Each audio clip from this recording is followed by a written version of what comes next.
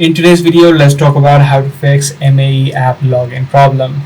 Now, if you're facing this situation, the first thing that you need to ensure is that you are entering in your credentials correctly. If you think that you have forgotten the password, the best thing to do here is to reset your password. So do that first of all. But however, if this is not the situation for you, then what you'll also need to do is try to update the application of MAE. If there are new updates available, you can simply head over to the Play Store or the App Store, search for MAE by Maybank to you, and if you do see new updates available, make sure you tap on the update button.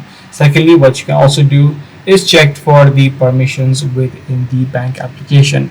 Tap and hold the application, head over to the eye icon, head over to permissions, and make sure that the camera, contact, location permission is allowed within the application. If these are currently not allowed, this is the exact issue that you're facing.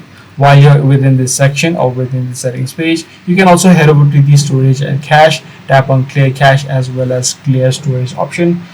This will help to clear out any sort of corrupted files which might be causing such issues. So that's pretty much all there is to it. If this video was helpful to you, be sure to subscribe. I'm going to see you in the next one.